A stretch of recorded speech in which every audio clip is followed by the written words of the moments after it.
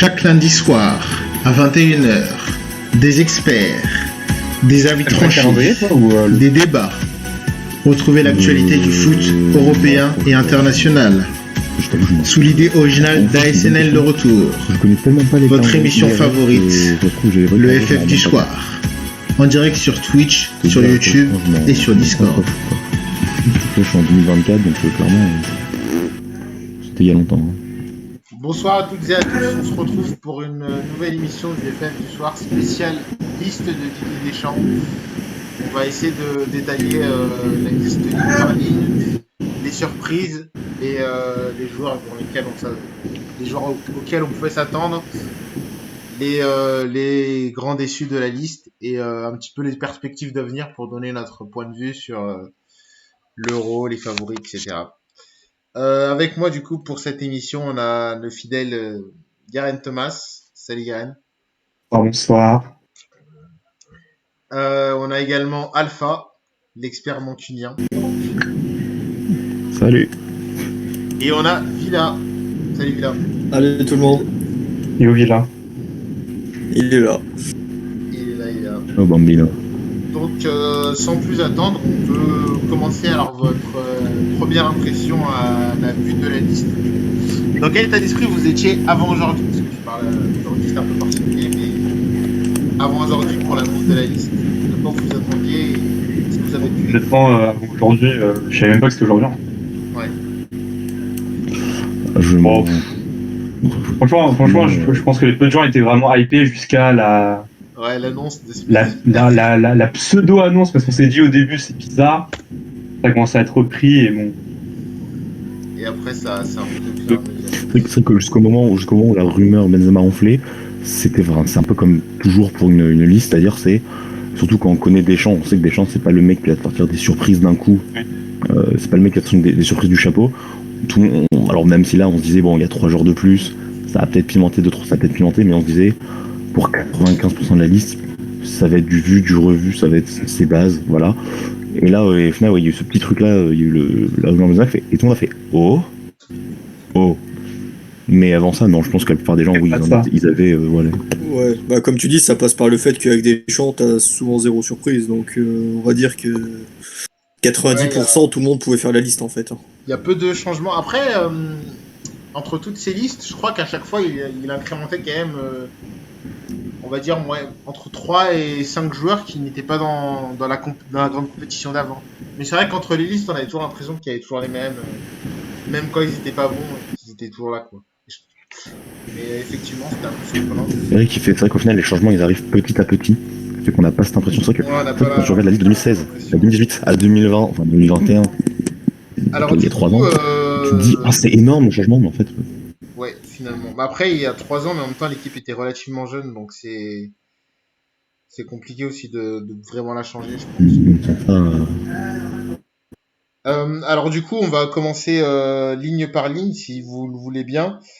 Donc au niveau des gardiens, Yoris, Mandanda, Maignan, vous vous attendiez à plus, pas autre chose ou finalement Non. Le changement il sera après l'Euro, je pense, sur la ligne là. Oui, voilà. Ouais. Non, il y a. Yoris restera, Maignan est amené à prendre la suite. Par contre, Mandanda, Yoris, je pense que. Est-ce que Mandanda, c'est vraiment sa dernière compétition. Mandanda, c'est sa dernière, je pense aussi. Par rapport à ça, du coup, est-ce que vous pensez que là, actuellement, Steve Mandanda est toujours le deuxième ou Maignan est passé devant en fait? Je pense qu'il est toujours le deuxième. Ok. Ouais, je pense qu'il est toujours Je pense qu'il prend Maignan. Il prend Maignan parce que de toute façon, c'était soit lui, soit Areola. On va dire qu'Areola a moins de visibilité avec Fulham, qui sont d'ailleurs relégués, même s'il fait pas une si mauvaise saison. Alors je sais que tu le dis comme ça, mais il vient de sortir un très bon match contre United. Non, il n'est pas mauvais, mais il n'est pas aussi bon que Non, mais au-delà de ça, t'en as un qui joue le titre en Ligue 1, l'autre qui est relégué, donc c'est juste en fait. Ouais, il y a ça aussi. C'est la visibilité. Bon, je pense pas qu'il y ait un grand écart effectivement entre Areola et Maignan, mais ils jouent pas dans les mêmes clubs, quoi. En vrai, pour moi actuellement. Non, mais au-delà de ça, Maignan clairement est le gardien qui va être amené à être numéro 1 dans les années à venir. Ouais, je pense et le prendre pour l'Euro, je pense que c'est vraiment une très bonne idée dans le sens où il va être là dans un esprit de groupe, quoi. Il aura pas la pression d'un titulaire. Il va découvrir un peu marche. Et voilà, quoi. Un peu comme à Lille, où quand il signe à Lille, il n'était pas forcément destiné à être titulaire dès le début. Et il a gravi les échelons. Et là, aujourd'hui, pour moi, c'est peut-être même le meilleur gardien français. Ouais, cette saison, je suis aussi d'accord. En club. Ouais, surtout, c'est que lui donne, comme je le dis, ça lui donne au final déjà ça lui donne déjà cette expérience internationale, ça lui donne, il a la réalité de Clairefontaine, la réalité d'un grand tournoi. Pour le futur, c'est un plus, quoi. Ouais, Même si Deschamps part, le coach qui va apprendre sa suite, il va se dire, bah, ce mec-là, il sait ce que c'est un euro, il sait ce que c'est vivre en groupe un mois avec des types. Ouais. C'est une expérience de fou. Donc je suis d'accord avec toi. Je pense que dans la tête de Deschamps, c'est lui le futur. Bon après, d'ici là, surtout que Deschamps partira probablement, et il peut y avoir un mec qui arrive de nulle part et qui te sort. Que Lloris va pousser jusqu'à 2022, je pense. L'année prochaine, la Coupe du Monde, c'est quasi sûr. Ouais, je pense que c'est dans un an. Sauf s'il y a une blessure. Sauf s'il y a une blessure, ou sauf s'il y a Maignan qui vraiment, ou quelqu'un qui vraiment fait une saison qui impressionne tout le monde, un peu comme pu faire Mbappé la saison, sa breakout season à Monaco. Normalement, oui, on est sur Lloris, surtout qu'il a le brassard, quoi. Meslier de Leeds, Meslier. Ouais, c'est pas ouais, mal. il donne quoi, lui? La Meslier, je pense. Et pour ça reste. Pour le futur, ça reste un jeune intéressant. Après, en espoir, je crois que c'était Lafont ça joue entre lui et Lafont. Ouais, après, oui, c'est toujours Lafont, ouais. Ouais, et donc, franchement, au niveau des gardiens, il y a quand même un visée super intéressant. Ouais. Faut pas oublier Bernardoni. Et puis même. Quand Bernardoni, il y a le Comte, voilà, il y a franchement un bon. Le Comte, en même temps, le Comte et Bernardoni, pour moi, c'est des bons gardiens, mais je les vois pas avoir une dimension internationale, tu vois. Ouais, pour moi, Bernardoni, déjà plus que le Comte. Après, Bernardoni, à voir dans Maignan, il s'est quand même imposé il n'est pas tout jeune non plus. Il va sur ses 25-26, je crois. 26, ouais. C'est très jeune pour un gardien. Oui, ça reste jeune, mais quand tu vois les gardiens qui s'imposent en ce moment, t'as les Donnarumma, les Unai Simon, tu vois. Ouais, c'est des gardiens ultra jeunes, quoi. Oui, non, mais. On n'a pas parlé, c'est Gauthier Larsson aussi, hein. Oui, Larsson, ouais, voilà, mais je veux dire, globalement, le vivier. Oui. Non, il fait une après, le vivier de gardien en équipe de France, est monstrueux, quoi. Donc, il y a le temps, quoi, il y a le temps. Ok. Donc, pour les gardiens, on l'a fait. Du coup, pour les défenseurs, je vous propose de faire, on va dire, par catégorie de poste. Tu l'as fait à la Deschamps, genre un par un, comme ça? Non, pas un par un, mais par catégorie de poste. Donc, on va parler d'abord des latéraux, et après, on passera aux centraux, et après, on passera au milieu de terrain global, et après les attaques. Du coup, pour les latéraux, on a donc Benjamin Pavard, Léo Dubois, Lucas Digne, Lucas Hernandez, voire Jules Koundé, parce que Deschamps en a parlé, qui a dit qu'il avait la possibilité de jouer à droite. Ouais, Koundé, il a fait quelques bons matchs avec Séville à droite quand même. C'est pas son poste naturel, mais il est capable. Après Koundé est pris parce que pour moi, Ferland Mendy est blessé. Hein.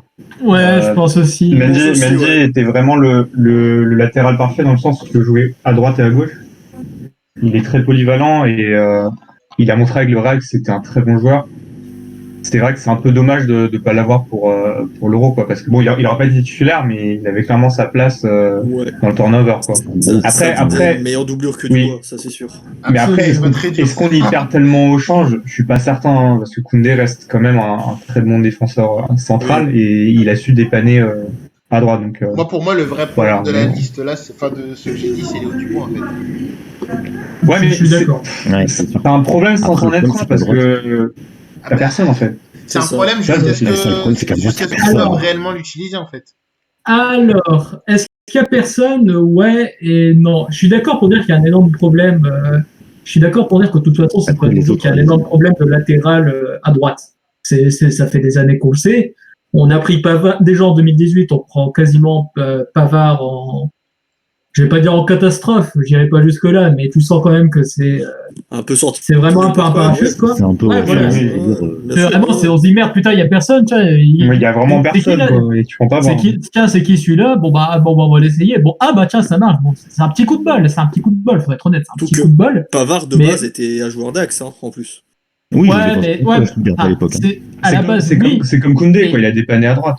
Ouais, c'est ça. Oui, à la base, il dépannait à droite, mais c'est devenu progressivement son poste. Et moi, je trouve que d'ailleurs, c'est un arrière droit que je trouve assez sous-estimé. Hein. Il est très, moi, j'aime beaucoup Pavard. Je pense que Moi aussi, ouais. il C'est peut devenu- vraiment s'imposer comme un excellent arrière droit.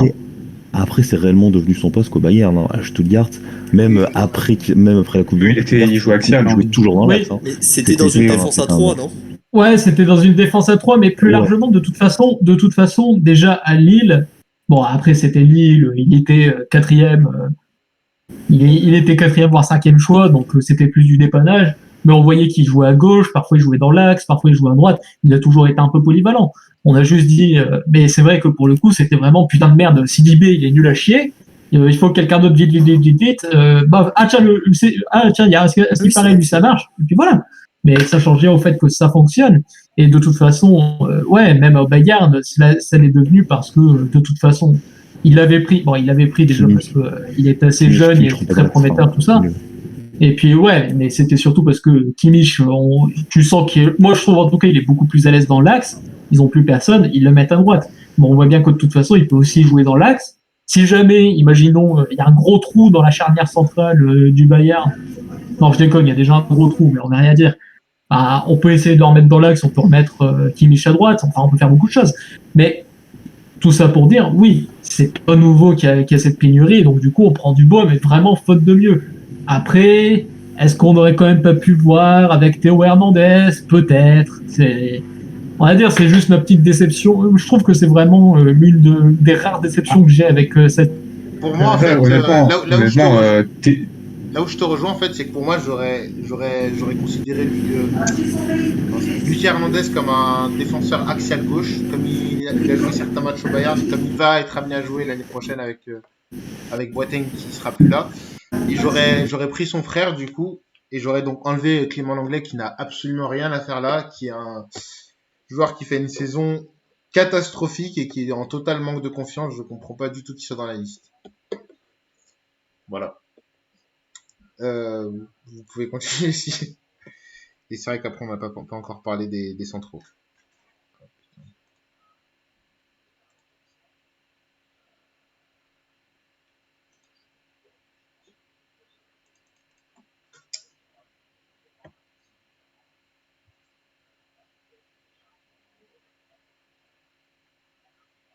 Appel terminé.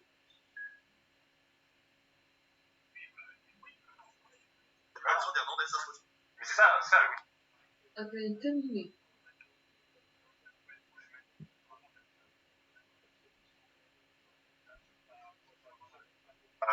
Fernandez, il a dit quand même, voilà, pas si mauvais que ça.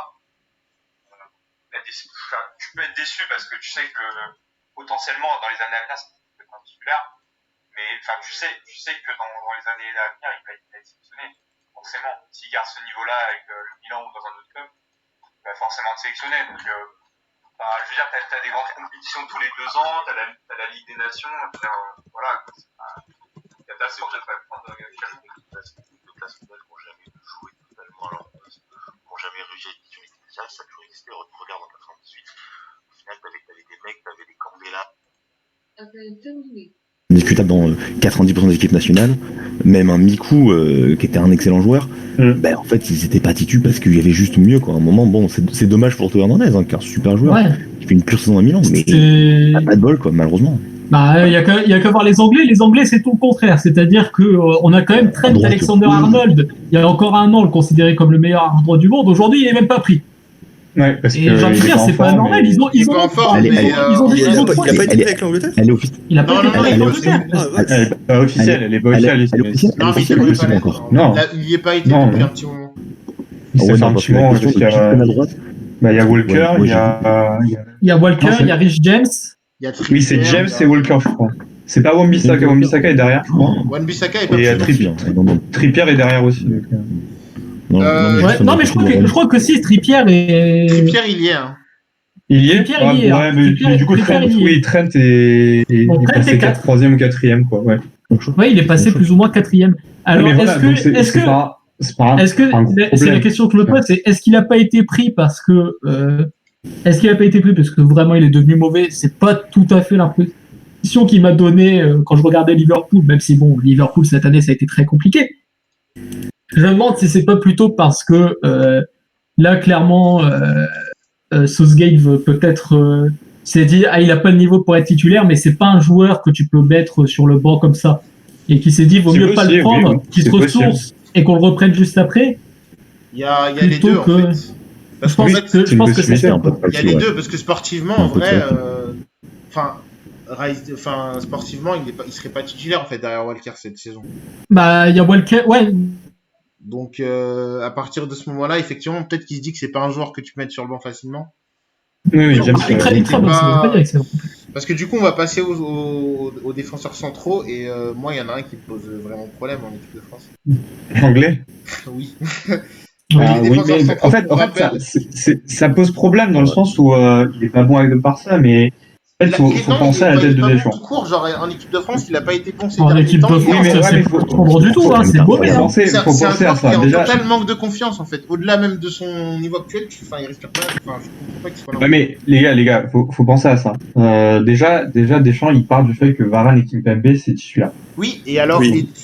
Derrière, il faut pas penser en mode, on va prendre des défenseurs. Prendre des défenseurs selon les affinités et les profils qu'il pourquoi il prend Zouma? Parce que Zouma joue axe droit. Pourquoi il prend l'anglais? Droitier. Parce que l'anglais joue axe gauche. Le seul qui joue axe gauche, à la limite, il y a Lucas Hernandez, et le seul avec qui il est titulaire, c'est Laporte qui stoppe complètement. Et qui fait pas une grande saison avec City. Il y a personne. Parce que Upamecano est un axe droit. Que l'anglais dans ce cas-là. Oui, non, mais d'accord, mais tu peux discuter du choix de prendre l'anglais à la fin, mais tu peux pas discuter du choix de prendre l'anglais par rapport à Upamecano parce que c'est pas le même profil en fait. Bah après, faut penser à ça. Il y a Upamecano et d'autres, il y en a qui, il y a des droitiers qui jouent axe. Ouais, mais c'est pas. Et, oui, mais avant qu'ils prennent un petit titre parce que qui s'est blessé en 2016, Varane. Oui. Et Varane qui s'est blessé, sa défense centrale, elle était composée de droitiers, parce qu'elle était composée de... Oui, mais là c'est parce que c'est du bricolage. C'est du bricolage. Deux droitiers, ça se voit beaucoup plus que deux gauchers. Ouais, oui, de deux droitiers plutôt qui étaient... Oui, non, mais je veux dire, ce qu'il a fait à l'époque, c'est du bricolage. Après, je considère qu'il n'y avait pas de défenseurs centraux. En fait, c'est par rapport... Moi, je me base par rapport aux défenseurs qu'il a pris. Ceux qui n'ont pas pris. Pardon. T'as Zouma et... Koundé qui avait jamais été sélectionné, tu avais Laporte et l'anglais. Pour moi, si tu devais faire un choix entre les Laporte, prendre l'anglais, je veux dire, c'est pas la connerie du siècle non plus. Parce qu'on parle du principe que c'est un défenseur qui va pas être titulaire. Pour moi, en fait, pour rejoindre du coup ce que disait Joe, j'aurais pas pris l'anglais, j'aurais considéré Lucas Hernandez comme un arrière gauche qui aurait été mon backup en arrière droit. Et j'aurais. C'est vraiment ce que tu peux faire. Théo Hernandez. Après, c'est dans une certaine logique de groupe aussi. Oui, voilà. L'anglais, il est installé depuis un petit moment. Oui, c'est une logique de groupe aussi. J'espère qu'on n'aura pas à avoir besoin de lui parce que cette saison, il est vraiment. Mais de toute façon, si on arrive avec. Imaginons, je sais pas, Kimpembe fait de la merde ou est blessé. Je pense que Lucas Hernandez prendra sa place dans l'axe. Ouais, c'est bien possible aussi, ça. Ouais. Donc au final, le problème se pose pas vraiment. Hernandez ou alors Hernandez, pas forcément, parce que je pense que pour Deschamps, c'est vraiment un latéral gauche. Avant tout, vraiment, il sera en défense centrale que s'il y a nécessité, mais absolue. Je pense qu'avant lui, à mon avis. S'il y a blessure de Kimpembe, l'anglais, c'est même pas une option viable en fait. Enfin, il n'y a qu'à regarder tous ces matchs depuis un an. Sur chaque match, il est coupable d'une ou deux erreurs qui amènent dans 80% des temps un but en fait. Ouais. Il est vraiment catastrophique. Depuis un an, il est totalement au fond du trou. Et même quand il a joué ces derniers temps en équipe de France, il est en grande difficulté. Je comprends pas qu'il soit. Même mentalement, je trouve qu'il est pas. Moi, je suis à peu près cet avis-là, et c'est surtout en fait au niveau mental pour moi que ça pose problème. Au niveau mental, pour moi, il est au fond du trou. Je comprends pas qu'il soit pris en fait. Plus qu'au niveau, parce qu'on peut être mauvais sur certains. Parce qu'en fait, pour moi, j'ai encore un autre problème. Mais on y reviendra parce que je pense que là, on parle juste des 26. On parle pas encore du 11 titulaire. Et là-dessus, je pense qu'il y aura énormément à dire. C'est surtout, je pense même qu'il faut poser la question maintenant. C'est qui on met titulaire? Moi, quoi que non, il y a Varane Kimpembe. Il va sans doute jouer les seconds couteaux. J'ai envie de dire, on a joué. En 2018, on a pris Rami, il a pas touché le ballon, littéralement. Bon. C'est pas non plus, voilà quoi. L'anglais, il va être là, ça fait un moment qu'il est sélectionné, il va pas. Et puis, toujours dans la même logique C'est qu'on du est- groupe de Deschamps, et ben l'anglais, c'est un mec qui va être là dans les 26, mais il va pas foutre la merde, t'entendras jamais parler de lui. Ouais, S'il je doit suis passer d'accord avec tous toi. les matchs sur le banc de touche, Ouais, il va le faire, il va rien dire. Ouais. Deschamps, il s'assure aussi un certain équilibre, une certaine sérénité avec le choix là. C'est ça. Oui, surtout dans des postes où voilà, la confiance est importante. Ouais, c'est pour ça. Imagine, tu vois, il prend Théo. Il prend Théo et l'Euro, c'est un fiasco. Bah, ça va être bien pour lui, même s'il n'aura pas joué. Théo, vu qu'il y a son frère seul, ouais, j'aurais pas dit, mais vu qu'il y a son frère, je pense il l'aurait cadré au pire, dans le pire. Ouais, C'est pas certain, c'est pas certain. Ouah, Ça, on n'en sait rien. c'est quand même... Bah après, si Mais tu on sais a déjà jamais, vu des tu frères pourras ne pas savoir, de toute s'entendre, façon. Oh non, mais au-delà même de ça, c'est. J'ai envie de dire, forcément, c'est aussi mettre le frangin dans une situation compliquée. Imaginons que Théo Hernandez s'amuse à faire l'abruti, c'est possible. S'il fait l'abruti, dans tous les cas, Lucas va être dans une situation un peu délicate.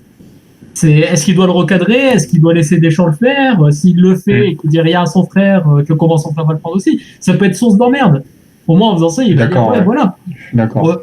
Pour moi, Théo Hernandez, c'est un joueur qu'il faut intégrer progressivement. Tu le prends pas comme ça à la veille d'une compétition, tu peux pas. Ouais, voilà. Ouais, voilà, je sais. Pour les prochaines éliminatoires, totalement d'accord. pour les prochaines éliminatoires, on peut reparler de prendre Théo Hernandez. On peut penser à prendre Théo Hernandez et essayer de nouveaux trucs. Et je suis désolé, je parle en saccadé, je regarde Chelsea Leicester à côté. Je vous disais, ouais, tu peux le prendre au fur et à mesure et voir là, effectivement, pour l'intégrer tout doucement. Je pense pas qu'il va commencer directement comme titulaire, mais au moins, on va essayer de voir. Il va sans doute avoir un peu de temps de jeu, voir comment ça se passe au niveau de la vie de groupe, etc. Et là, tout doucement, on va pouvoir vraiment envisager de le prendre dans les 23. Ouais. 26, on verra. Je suis totalement d'accord avec toi. Et voilà, moi surtout ce qui m'intéressait, en tout cas pour la défense, de toute évidence, on repart à nouveau sur une défense à 4. On pouvait avoir des doutes l'année dernière avec les petits tests de la défense à 3 que j'avais trouvé d'ailleurs plutôt convaincants. Je pensais même qu'on allait poursuivre là-dessus, mais vu le reste, c'est pas adapté. Je pense que c'est adapté, mais ça aurait nécessité un peu de travail et Dédé est parti sur autre chose. Dédé est parti sur autre chose. C'est compliqué en sélection. Ouais. Ouais. Non, mais je suis d'accord. Mais de toute façon, si tu pars sur une défense à 3, il te faut des vrais pistons qui sont pas Lucas Hernandez et pas Benjamin Pavard. Et donc t'es obligé de mettre Léo Dubois et voilà. C'est vrai que Dubois dans un piston, voilà, ça n'a rien de rassurant, quoi. Alors, Pavard en piston, moi je trouverais ça bien. Lucas Hernandez en piston, non, c'est pas adapté. Pavard, c'est plus. Les deux sont pas adaptés pour des pistons. Ils sont trop défensifs. Ferland Mendy est parfait pour un piston. Alors dans ce cas-là, tu prends le frère Hernandez. Je suis pas tout à fait d'accord avec Lucas Hernandez. Théo non plus, il est pas adapté, non. Ouais, Terrell, il faut profiter plus défensif. Je suis pas tout à fait d'accord, notamment au Bayern, mais après, bon, c'est le Bayern un peu qui veut ça aussi. Pavard se porte quand même, mine de rien, pas mal vers l'avant. Et un truc que moi je trouve assez sous-estimé avec Pavard, c'est différent parce que le Bayern, en fait, il joue dans un système de jeu qui force le déséquilibre, notamment en apportant le surnombre sur les côtés où ils attaquent à 4, enfin sur les côtés, les latéraux étalés les qui montent. Jouer en 3-5-2, c'est justement ne pas jouer un jeu de possession ou d'attaque rapide comme d'attaque pas rapide, mais comment dire, d'attaque placée comme le fait le Bayern ou voilà. C'est vraiment un jeu très direct et de contre-attaque. Il faut des gars comme Hakimi, à l'Inter par exemple, des profils très particuliers en fait. Tu peux pas dire oui juste parce que Pavard il est offensif, parce que là, il est offensif qu'ils seront adaptés dans la 3-5-2. C'est pas vrai. Non, ça aurait nécessité du travail, je suis d'accord. Mais mine de rien, même les 3-5-2, en fait, les joueurs qui s'adaptent le mieux au 3-5-2, c'est limite des ailiers un peu plus défensifs. Je pense que vu que t'es de Chelsea, ouais. Tu pourrais confirmer. Hein. Bon, il a pas. Parce que si tu prends Chelsea par exemple, c'est la remarque que j'allais faire. Autant pour Richard James, j'ai envie de te dire ça clair et net. Richard James, il est très ultra porté vers l'attaque, même si Et c'est un peu l'inverse, c'est-à-dire qu'il sait défendre, hein. Personne ne dira le contraire, il sait défendre. Mais parfois, il est un peu fébrile. Et c'est pour ça que c'est mieux de le mettre là et de prévoir derrière, comme j'aime bien l'appeler, une bonne forteresse. Une bonne forteresse. Voilà, par exemple, un Alonso est ultra adapté dans votre 302. Ah, oui, non, mais Alonso, lui, le problème, c'est même pas. Alonso, lui, c'est le problème inverse. C'est-à-dire, Alonso, tu le mets en piston gauche et c'est tout. Tu le mets arrière gauche, c'est une calamité. Oui, voilà, c'est pour ça que je le disais. Et il y a des défenseurs qui sont très bons en latéral gauche, qui sont très offensifs, mais qui seraient pas adaptés dans un 302. Oui. Juste parce que c'est un style totalement différent. C'est un style totalement différent. Après, de là à dire que Hernandez et Pavard en seraient incapables, je suis pas pleinement. Non, je dis pas ça, mais ils jouent pas du tout comme ça au Bayern. Et t'as pas le temps de travailler. Après, c'est clair qu'il n'y a pas le temps. C'est ça. Oui, prendre des joueurs qui connaissent un minimum. Et c'est pas le cas de Pavard et de Hernandez. Non, mais vous savez, je vous contredis pas sur ce point. Hein, ça a mis du temps tout ça. Je trouvais juste que quand Dédé avait utilisé un système en défense à 3, c'était contre l'Ukraine et le Portugal, je crois qu'il l'avait fait. Ouais. Je crois la Croatie, c'était pas la Croatie? Ouais, c'est bien la Croatie, ouais. Il y avait Croatie un match, je sais plus quoi. Mais il me semble d'ailleurs dans ce match-là que un des latérales droits c'était Léo Dubois, du coup, pas Pavard qui jouait dans la défense. Ah oui, c'est vrai, t'as raison. Donc après à voir. Donc voilà, mais bon voilà quoi, c'était vraiment ça. Mais de toute façon là on repart sur, comme je disais, on repart sur une défense à 4. Nos titulaires on les a déjà. Je pense que la question va pas se poser. Ceux qui sont derrière, pour moi c'est anecdotique. On en reparlera quand si jamais manque de bol, il y en a un qui se blesse. Oui, la question pourra se poser à ce niveau-là, mais là maintenant, voilà, on débat sur les remplaçants, quoi, je veux dire. Ouais. Je vois pas trop Zouma et surtout Clément Langlais avoir beaucoup de temps de jeu. Je suis assez d'accord avec vous. Bah, de toute façon, surtout vu la poule qu'on a, quoi. Ouais, surtout vu la poule. Ouais, surtout contre la Hongrie si on gagne les 2 matchs, mais vous savez que je sais plus. Et encore, hein, je suis même pas sûr. Ouais. Non, si on gagne les 2 matchs et qu'on est certain de finir premier, si ça va tourner, évidemment que ça va tourner. Oui, ça va tourner, mais je suis pas sûr qu'ils préfèrent. Par contre, ouais, si je vois il y a on va dire 2 matchs nuls, et ce serait bien 2 matchs nuls là. De toute façon, ça va être compliqué. Bah, si on fait 2 matchs nuls et qu'on gagne contre la Hongrie, c'est de toute façon dans le troisième différent de but, t'as des 5. C'est bon, tu gagnes. Après, bon, faire match nul contre l'Allemagne, bon. Ouais. Le Portugal, limite, ok, mais l'Allemagne, ça pas forcément bon. Ouais, je suis d'accord. Non, mais sur ça, par contre, je suis d'accord. On passe au milieu de terrain, si vous le voulez bien. Donc, N'Golo Kanté, Paul Pogba, Adrien Rabiot, Corentin Tolisso, Sissoko et Thomas Lemar. Donc là, la plus grosse surprise, on peut dire que c'est Corentin Tolisso. Si on en parle un petit peu ce week-end. C'est pareil. Il ressort d'une blessure de 3 mois. Surprise sans être surprise. Oui, voilà, c'est pareil, c'est un peu la logique de Deschamps. Il prend un gars qui a été toujours la route de secours de Deschamps, qui en équipe de France a toujours prouvé qu'il avait largement le niveau. Un peu comme Sissoko, c'est les soldats de Deschamps, quoi. Et, ça a toujours été un bon joueur, et pour moi, il n'y a pas vraiment de débat. S'il est apte, il faut qu'il soit pris. Moi, je suis totalement d'accord. Tolisso, mine de rien, il avait joué contre l'Uruguay au Mondial. Il avait sorti un bon match. Un gros match, mais il avait sorti un bon match. Il en fait aussi, je me rappelle. Ouais, il fait une super entrée, il a failli marquer. En fait, il fait une très bonne entrée. Il avait été titulaire sur le premier match du monde, parce qu'il fait une très bonne tournoi de préparation, enfin les matchs amicaux. Le premier match était un peu moyen, un peu comme tout le monde, mais était un peu moyen, etc. Et du coup, mais c'était particulier. Il y avait ce 4-3-3 absolument dégueulasse. Absolument dégueulasse. Putain, une attaque Dembélé, Griezmann, Mbappé, personne fait ça. Personne de censé n'est censé faire ça. Pour moi, ça c'est pas grave. Je préfère largement retenir son match contre l'Uruguay. On lui demande de remplacer Matuidi au pied levé dans une position qui est pas, qui est un peu particulière, quoi. Tolisso, on l'imagine pas forcément dans le couloir gauche. Et non seulement, et j'ai envie de dire, non seulement il assure, et je vais même aller plus loin. Alors qu'on lui demandait peut-être juste de sauver les meubles et juste veut pas faire une mauvaise performance. C'est une bonne performance, quoi. Tu me demandes aujourd'hui de le noter, je lui mets un bon petit 6. Merci, au revoir, on n'en parle plus. C'est pas un match légendaire, mais c'est un bon match. Et avoir des remplaçants qui te sortent des bons matchs comme ça, c'est tout ce que tu veux. On se rend pas compte, c'est limite une énorme chasse des remplaçants de ce niveau-là. Je sais pas si vous avez vu le milieu belge. Vous regardez les titulaires, vous dites, ouais, très bon milieu. Par contre, vous regardez les remplaçants. Ça fait peur. Les remplaçants, ils font peur. On les connaît même pas en fait. Les remplaçants, ils font ultra peur. Il y a des mecs qu'on connaît pas. Oui. Mais par contre, tu parles de Tolisso lié gauche, parce qu'au final, si on prend par rapport à la position 2018, la position qui va être la remplacée, ça va être. Rabiot, il y a Rabiot. Je pense à Rabiot. Rabiot gauche. Affreux. Moi, j'ai avec vous, Rabiot, c'est un joueur que je supporte pas. C'est un mec Rabiot, pour moi, il sera dans le 11. Mais qui joue. Il y a Lemar aussi. Ouais, Lemar comme un milieu de terrain. Si je peux me permettre, en revanche, moi, si. Bon, j'ai pas envie de diriger quoi que ce soit, est-ce que ce serait pas mieux qu'on parle de Courtois à la fin?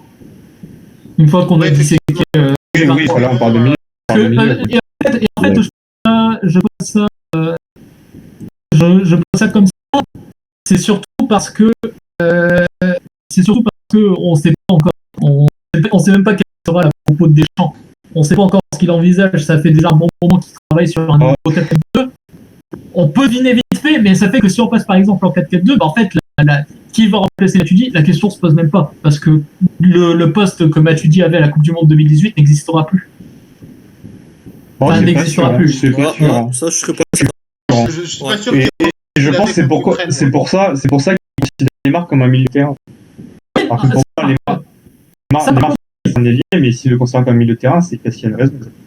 Bah, la raison, elle est simple, c'est qu'il a été utilisé en milieu par Simeone et avec un succès qu'on pensait pas. C'est-à-dire que Lemar, là, il était bien parti pour être l'un des pires transferts, enfin, pour être peut-être le pire transfert de l'histoire de l'Atlético. Et en une saison, une seule, juste avec un bon petit replacement des familles, il devient d'un coup l'un des meilleurs de l'Atlético. C'est justement, et c'est peut-être lui qui va devenir le nouveau Matuidi au final. Attention, il a largement justement, dans son remplacement tactique à l'Atlético, Lemar a été plus utilisé dans une position plus axiale en fait. Oui. À part contre il avait mis bizarrement là, il a été plus utilisé en soutien dans le milieu à 2, ouais. Dans le milieu à 2, mais déjà contre Chelsea, c'était à ce moment-là où en fait l'équipe a été complètement décimée, des blessures, des Covidés, ouais. Je vais pas m'en plaindre, hein, c'est grâce à... Je vais être honnête. Quand bien même on avait très bien joué, quand bien même notre équipe Chelsea avait fait un bon retour en force, je pense sincèrement que si on avait le 11 optimal de l'Atlético qui roulait sur quasiment tout pendant la première partie de saison, on passait pas. Et si on n'avait pas dégagé Lampard pour Tourelle, on passait pas quand même. Hein. Mais voilà, c'est juste pour ça. Il était dans une position bizarre. Il a fait avec ce qu'il a pu. Je discute régulièrement avec un poteau fan de l'Atlético. C'est ce qu'il me dit. Il me dit ça fait quasiment 3 mois que c'est que du bricolage tellement il y a de blessés.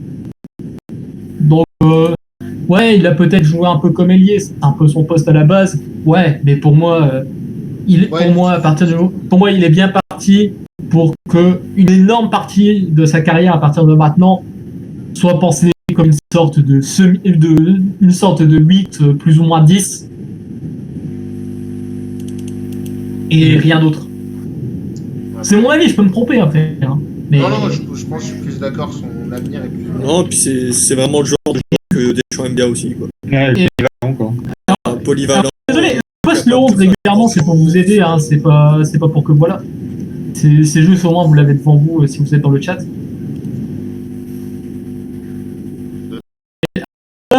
McAllister se jouait 2 mètres. Le ballon qui un peu dans les pieds, vient d'abord à son gauche. Il y a une grande cigarette. Ouais, désolé. Bon, je vous mais il y a un peu de drama là à l'extérieur. Ah d'accord.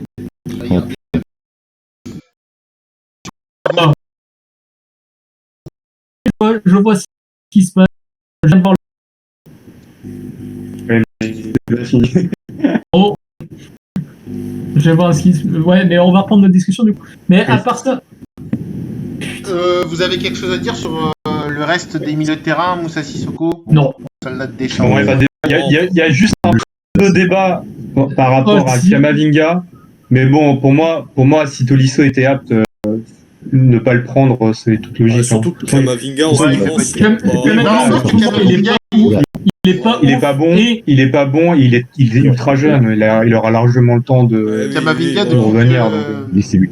Kamavinga, depuis que Genesio est là, ça va un peu mieux dans ses performances. Ouais, mais il fait une saison de merde. Ça reste pas ce qu'on a vu faire avant. Hein. Oui, voilà. Bon, au final. Et il a le temps, je pense qu'il va être transféré cet été, il va son club, l'adaptation, on verra bien. Ok. Pour moi, il n'y a aucun débat au milieu. Ouais. Mais. J'aurais pu penser à Ndombele peut-être, mais bon, peut-être trop loin, je sais pas. Ouais, mais peut-être ça se discute, c'est différent entre Ndombele et Sissoko. Bah ouais. Et le truc, c'est que voilà, c'est toujours la même logique, quoi. Sissoko, ouais, non, mais. Le soldat fiable de Deschamps. Sissoko, comme on a dit tout à l'heure, la polyvalence, quoi. Alors, c'est un soldat fiable, et 2, surtout, vous me comparez pas Sissoko à Ndombele, le poste n'est pas le même, le profil n'est pas le même. Oui. Mais le positionnement est similaire en équipe de France. Sauf quand les deux jouent en tant que relayeur. Sissoko sera plus utilisé. Et encore, moi je me demande s'il sera pas plutôt utilisé en remplacement de Kanté. Et non, de toute façon, on parle du fait que Sissoko, c'est quelqu'un qui va rentrer en premier, voire deuxième remplaçant. Tu sais que quand il va rentrer, il va tout donner, il va se défoncer pour l'équipe, il va ramener une dimension physique qui pourra faire très mal à l'adversaire en fin de match. Ndombele, tu sais que bon, ici on est obligé de le mettre titulaire. En fait, on va choisir entre Ndombele et Ndombele. Mais voilà, tu sais que tu en tant que remplaçant, tu sais que si tu as choisi entre Sissoko et Ndombele en tant que remplaçant, parce que l'apport que va te ramener Sissoko sur le banc, il est largement supérieur à celui de Ndombele, quoi. Je sais pas. Sissoko a beaucoup. Il est plus à son niveau d'il y a 2 ans. Bon, après, ça, oui, mais d'accord, mais. Je pense que Sissoko fera partie. Ça dépendra de l'évolution physique de Corentin Tolisso, mais je pense que Sissoko fera partie de ceux qui auront le jeu sur la position. Oui, c'est possible aussi. Oui, ce serait pas étonnant. Oui, c'est un rapport à son évolution qu'il avait avant, je pense qu'il aura moins de temps. Du coup, on va passer à la liste qui intéresse tout le monde. Les attaquants: Marcus Thuram, Kingsley Coman, Kylian Mbappé, Antoine Griezmann, Olivier Giroud, Karim Benzema, Sam Ben Yedder, Dembélé. Alors, du coup, il y a un attaquant dans sa liste de 26, donc c'est un peu plus que ce qu'il fait d'habitude. Et du coup, la surprise, c'est Karim Benzema. Avant cette journée, tu m'aurais dit, j'aurais pas cru. Moi, j'ai seulement cru quand j'ai vu Karim Benzema sur TF1. Enfin, sinon, j'étais là genre gros doute. Moi, au début, j'y croyais pas trop parce que ce matin, genre, j'ai envoyé un truc. Il y a un article de qui parle des Benzema de France. Je dis, ouais, c'est impossible. Et après, j'ai vu le truc du Parisien qui était affirmé, enfin, très affirmé.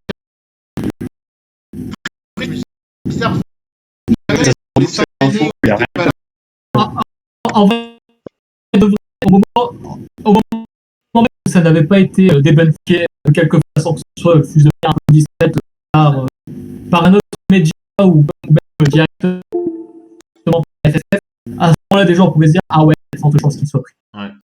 Et ça, du coup, ça va après. C'est dingue quand même, 5 ans après. Moi, je me pose la question. Son retour, ça vous évoque pour vous. Honnêtement, tu peux suivre le football et ravi du fait que Benzema revienne. Le problème, c'est que c'est le timing en fait. Pourquoi le faire revenir juste avant l'Euro 3 semaines. Il y a des choses qu'on ne sait pas du tout. On sait peur du niveau du. Il y a eu c'est très très intéressant. Oui, il y a des tensions entre Giroud et Benzema. Après, pour moi, pour ce qui est tension entre Benzema, entre Giroud et Benzema, Benzema et certains membres de l'équipe de France. Je pense que ils étaient dans la confidence. Que quand Deschamps est allé voir Benzema en peut-être prendre l'équipe de France. Je pense aussi qu'il a expliqué des choses qui ne marchaient pas et peut-être que Benzema et Giroud ils se sont déjà parlé en fait. Oui, je pense qu'il y a aussi, mais c'est vraiment pas le problème, quoi. Dire. Moi, c'est la seule hypothèse que je vois, je pense que ça fait un petit moment dans les cartes, et pour vraiment il les paye, ça veut dire deux choses. Il y a déjà deux avec Giroud, il y a peut-être un du tout. Et je pense que c'est le problème de niveau, je pense que et après la nécessité de revenir sur Chelsea. Okay. Soit, mais je pense que surtout ça, mon avis, c'est qu'effectivement, cette avec un dû être négocié de manière absolument incroyable avec les joueurs, avec même avec Greg, oui, avec tout le monde. Ça a pris énormément de temps. Et si ça a pris avant, c'est qu'avant, c'était pas fait. Parler il n'y a pas longtemps, on a été consulté, quoi.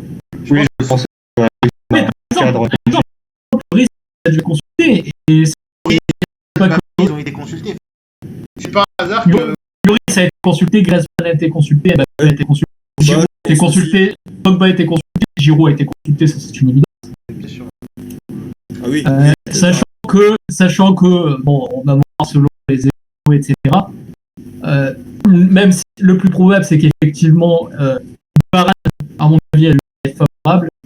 Griezmann a son doute est favorable. Pogba, c'est probable aussi. Mbappé, c'est probable aussi. Tandis que il y avait un souci avec Giroud, il a un soutien non négligeable, c'est Hugo Lloris. C'est que les deux sont très bons amis et c'est Lloris qui est capitaine, donc s'il fallait. Donc si Benzema est lié, c'est que vraiment deux, il ne doit pas y avoir de soucis. Mais moi, j'ai un autre problème avec ça, qui est plus sportif, ça concerne le niveau de Benzema, mais encore une fois, je propose qu'on attende et qu'on verra selon les propos.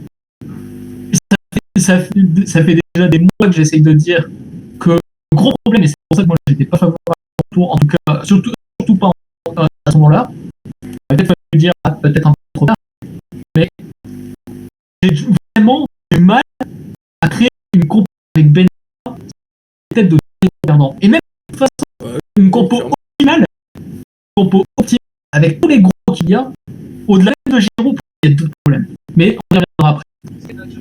Donc, ça, en tout cas, ça c'est qui sera qui en plus avec un peu de choses à traiter au niveau malheureusement au niveau collectif, c'est peut-être en tout cas la meilleure saison individuelle qu'il ait jamais disputée. Il vient peut-être. Moi je suis pas d'accord avec ce que tu dis quand tu dis Benzema a du mal à le placer dans l'11. C'est pas du mal.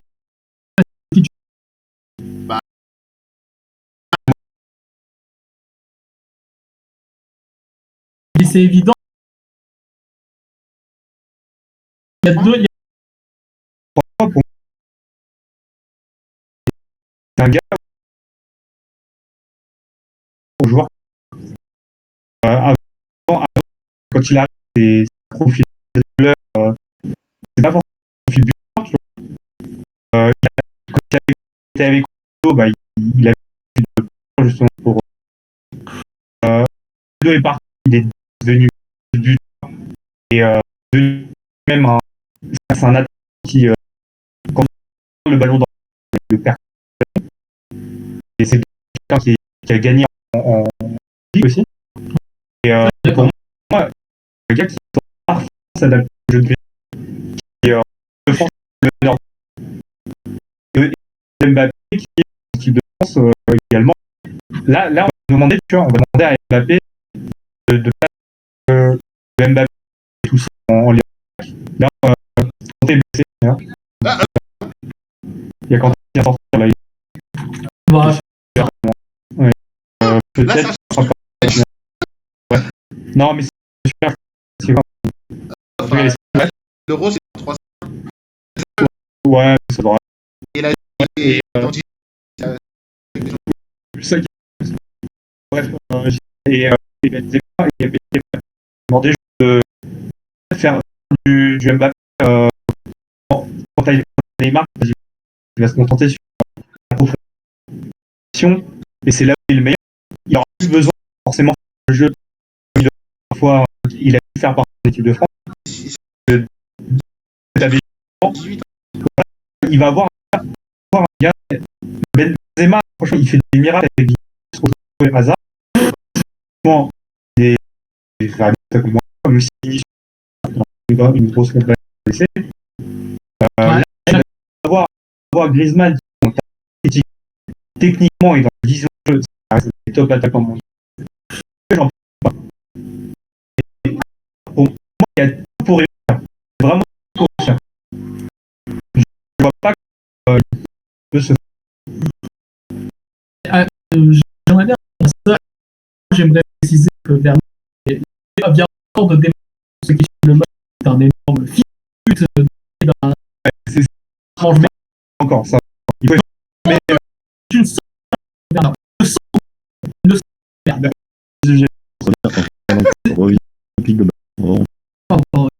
excusez-moi, je vous bénéficie de préciser ça. Mais est-ce que vraiment, moi je suis d'accord pour dire que a une énorme d'adaptation totalement d'accord. Non, moi je trouve que mine de rien, alors, on a tendance à dire qu'il y a un créateur d'espace, si quelqu'un qui justement évolue énormément d'espace, qui également utilise énormément d'espace. C'est là où moi je suis pleinement que Griezmann a quand même s'il n'a pas dessus. À la mesure où les deux aiment beaucoup d'espace. Très bien, on le voit par exemple pour Griezmann, il est dans l'évaluation. Si j'en même pas, quand tu mets les deux ensemble, même si c'est énormément d'ennemis, bon, on revient à l'extrême, on revient extrêmement loin. On revient extrêmement loin. Non, extrêmement loin. Même là, c'est une campagne, ça continue de se marquer en l'espace d'un mois, il faut qu'ils soient capables de se rendre parfaitement, alors qu'ils ne sont pas le choix depuis 5 ans. J'ai un doute, moi j'ai un doute dessus. Et si je suis plutôt d'accord, c'est-à-dire que la meilleure propose 4-5 qui attend, mais n'a pas encore été utilisé par un abus. Pierre Bourmont était plus de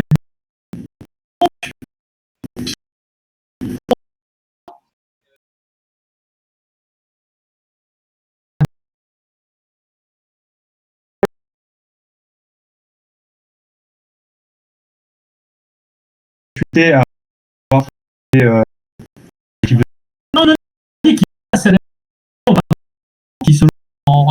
C'est-à-dire, il va avoir de préparation. Il a Griezmann, il y a 5 ans, Griezmann, il est côté droit. Griezmann, du côté droit, il joue. C'est pas du tout. Pas mal du tout. Ce qu'on demandait à Griezmann en 2015 n'est absolument plus la même chose que ce qu'il fait actuellement. Où là, il a clairement un volume de jeu qui est incroyable. C'est un volume de jeu que Benzema a. Donc, le risque que malheureusement la condition soit les deux se marquent en risque, ça va arriver, je dis ça existe. Et juste ça existe parce que à deux villes où près énormément d'espace, et moi je suis d'accord pour dire que c'est mais là, avant juste en plus de film, ça a bien fonctionné, mais dans la mesure où s'il occupe ce rôle d'utilisateur assez peu. Là, je veux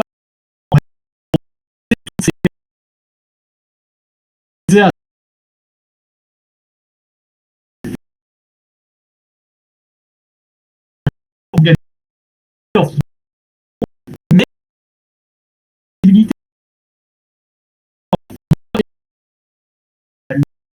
ça reste un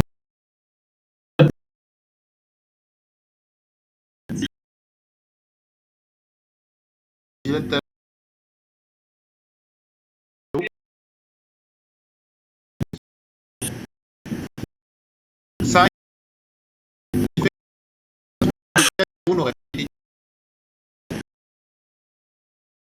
il aurait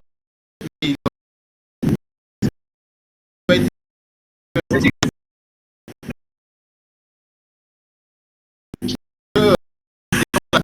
sur presque moins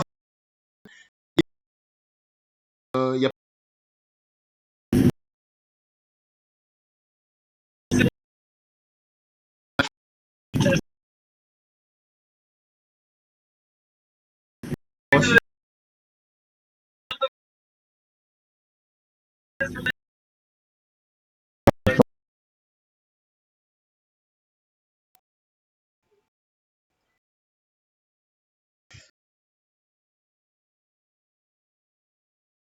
je voulais du coup le peu de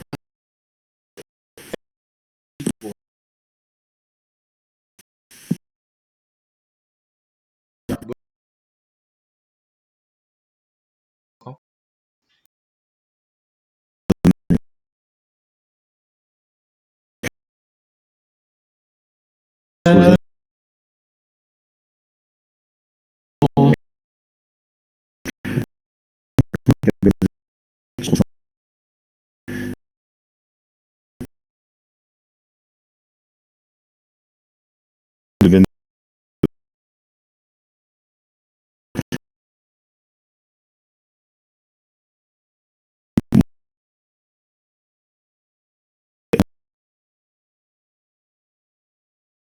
Forcément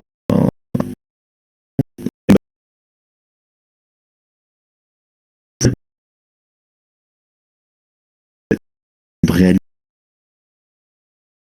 Donc, je peux Griezmann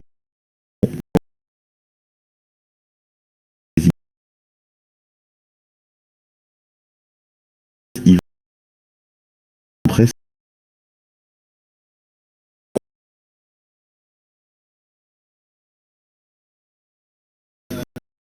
après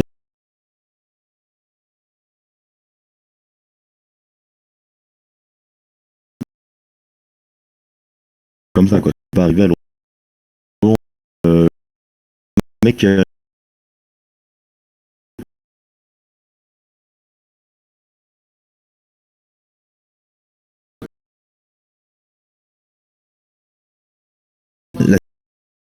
c'est Giron, est-ce comme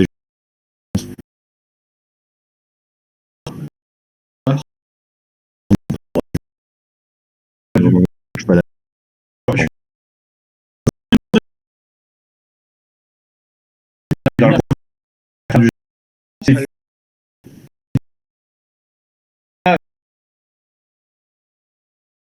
C'est là, c'est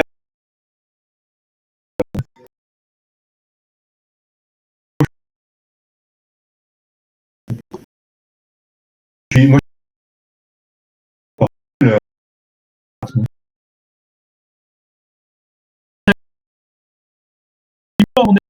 C'était des gens qui expliquent.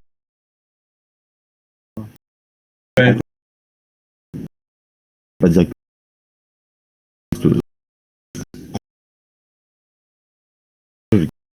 à la fin. Juste on sait qu'elle qui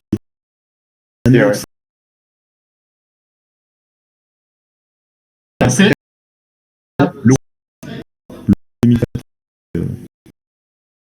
pour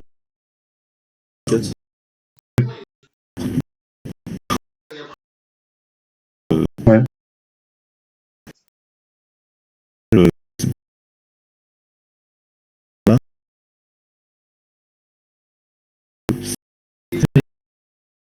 c'est le courage. limite d'autres situation. moi surtout moi, sur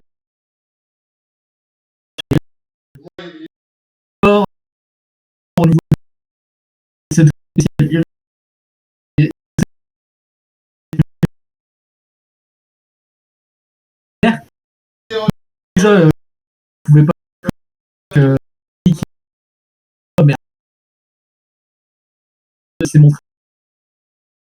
mais ridicule. Mais est-ce enfin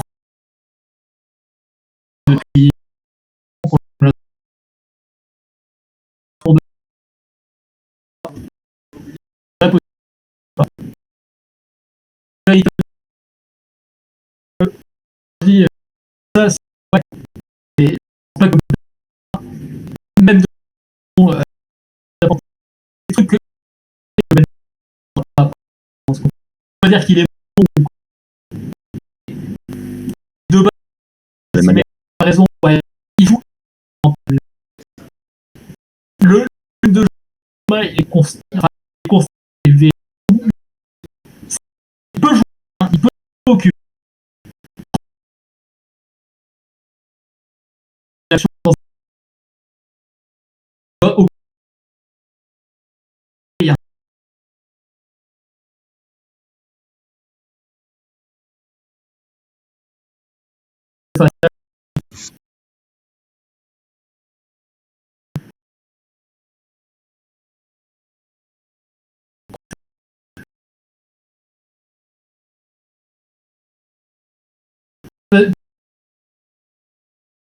vous savez que jamais non, pas en tout cas très pas quand tu de Chopin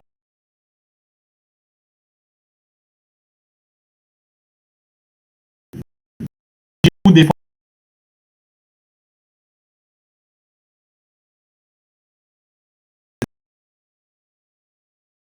non, C'est rare.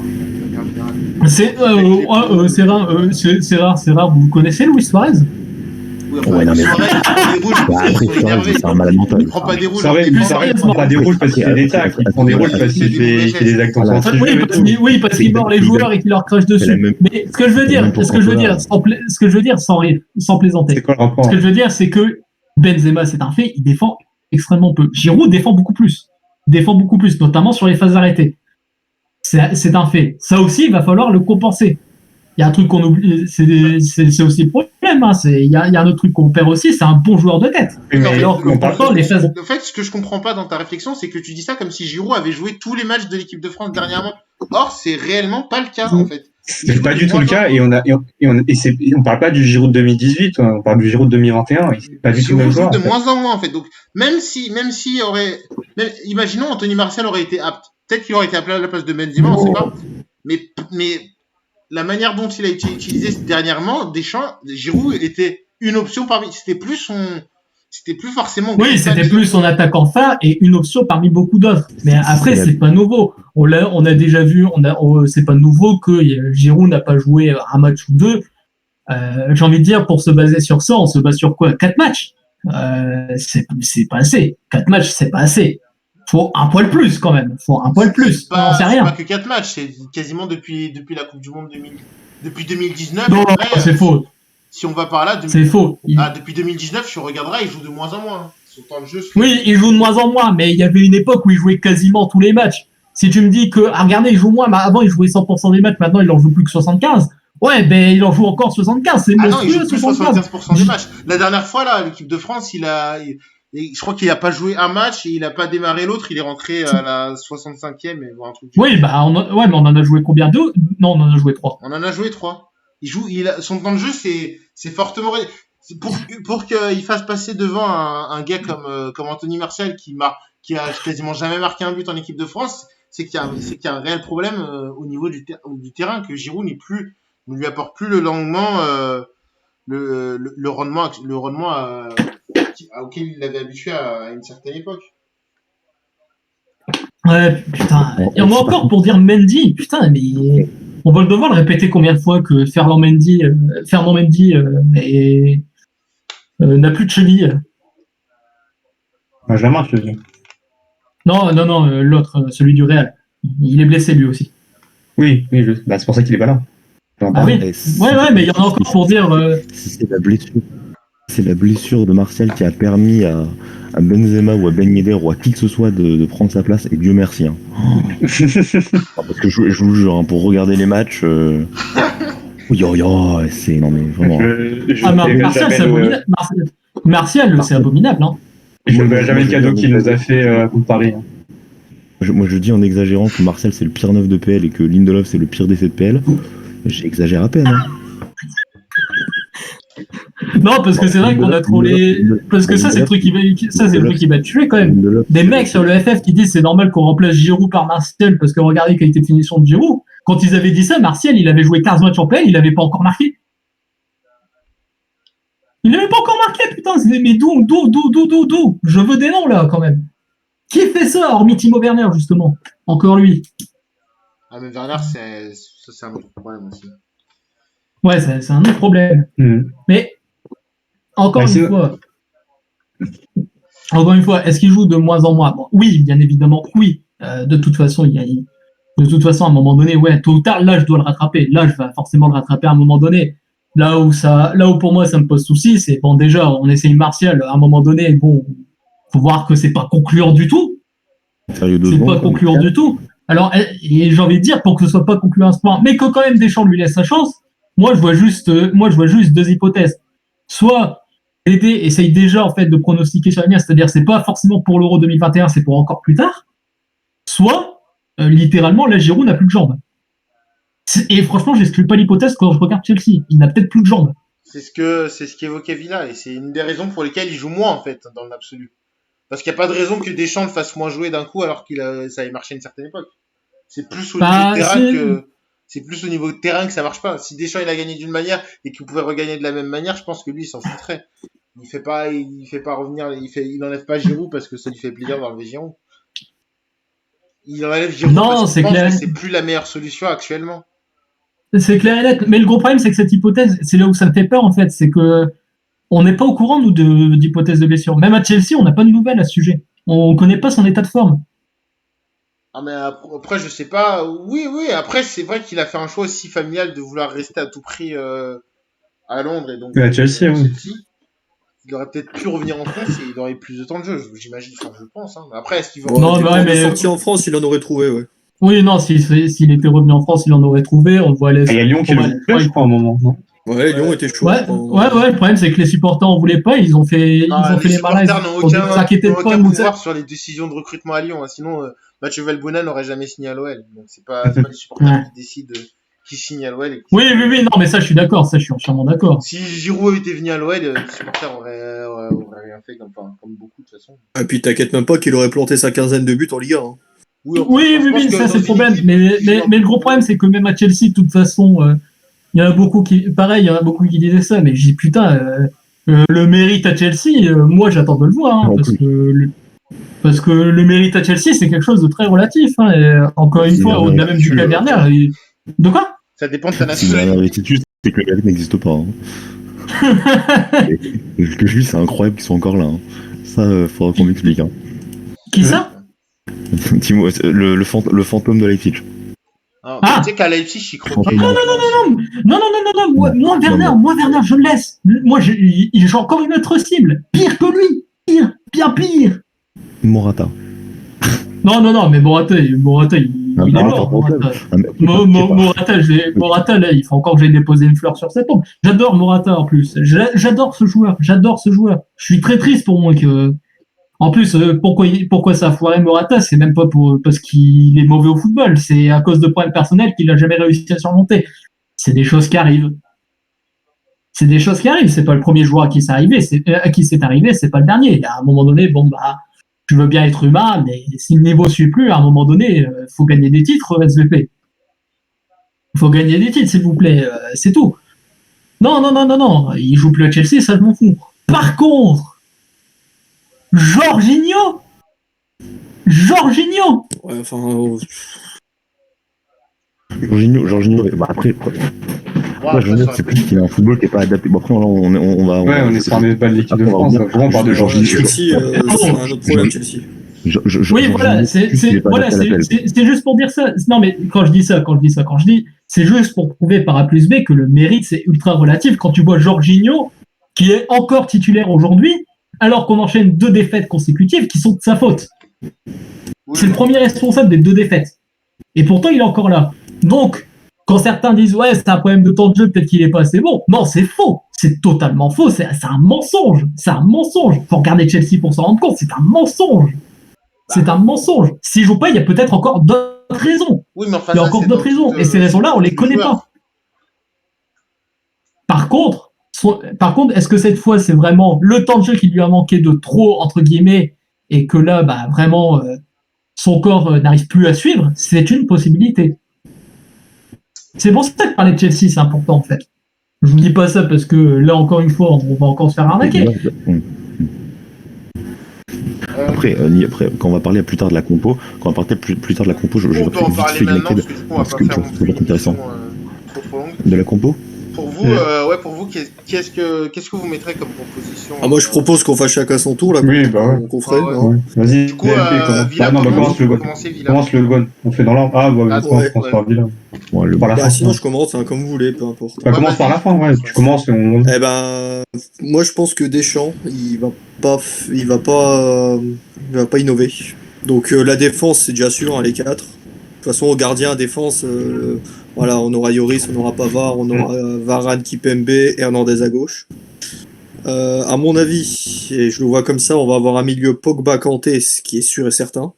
On va avoir dans le 3e milieu, on va avoir Rabiot qui est en face, qui va occuper le poste de Matuidi que Matuidi avait en 2018 à gauche. Je pense aussi, ouais.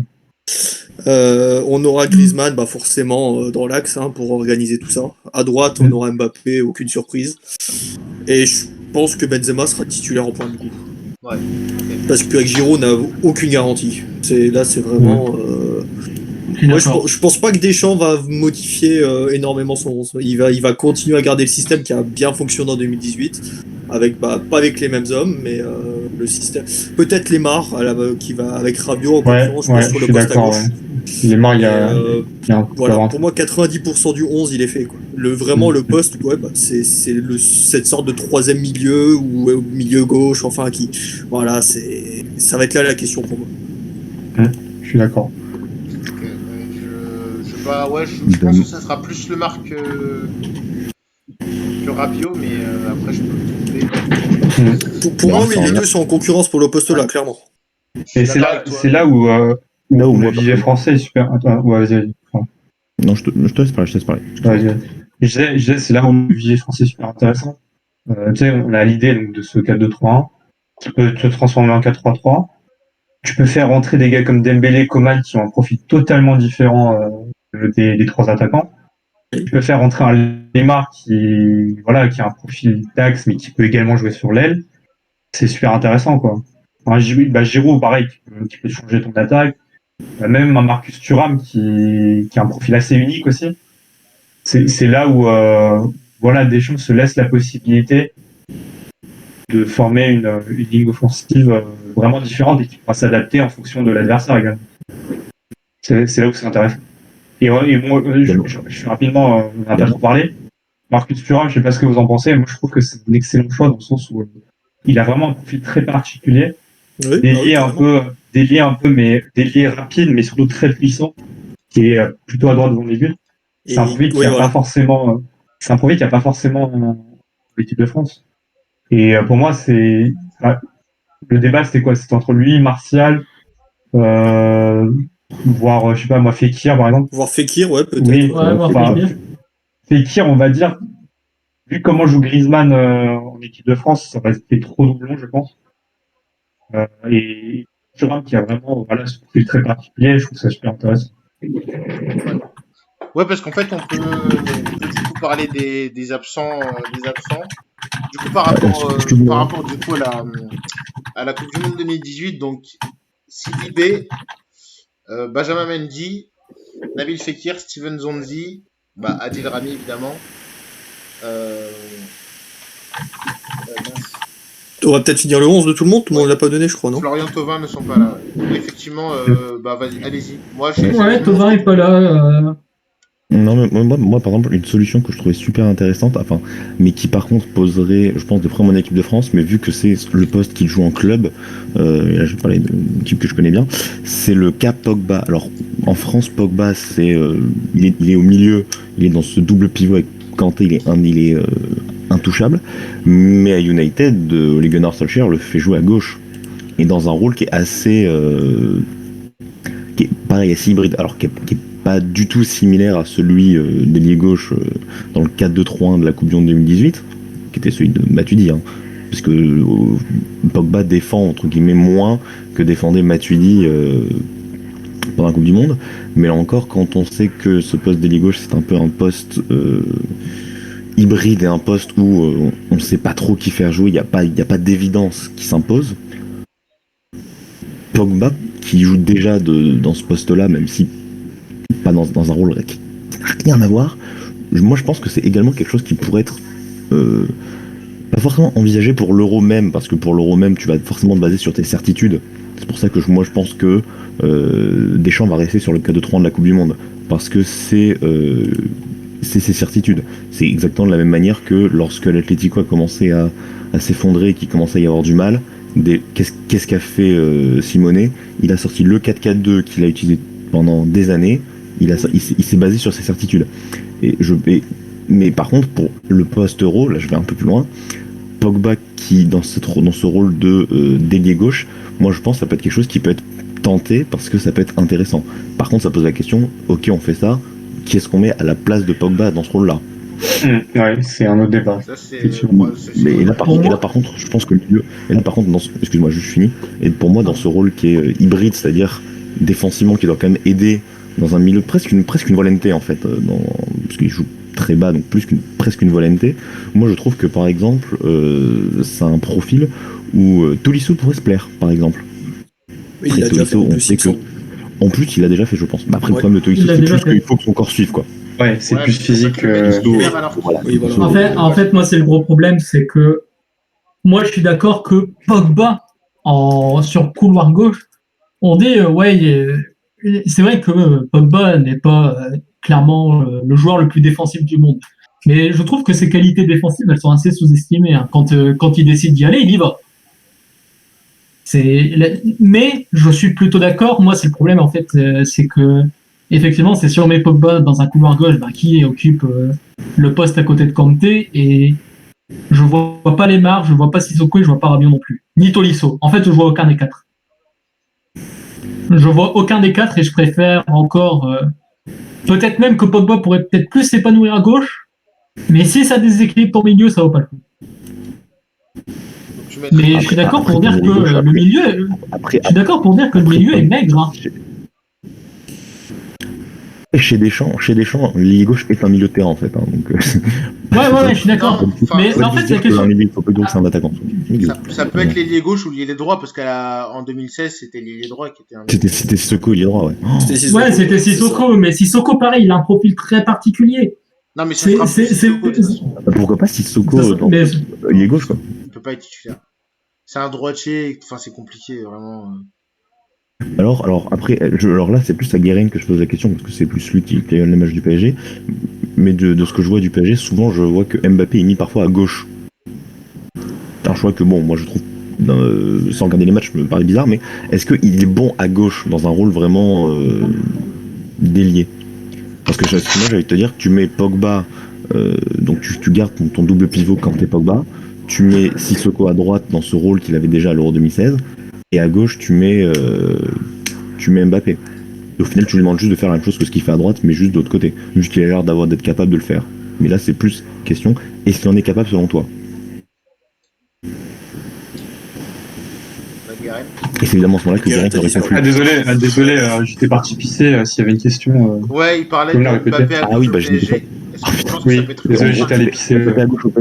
C'était Mbappé à gauche au PSG, Sissoko à droite, et donc toujours Kanté Pogba. Est-ce que Mbappé à gauche, ça se...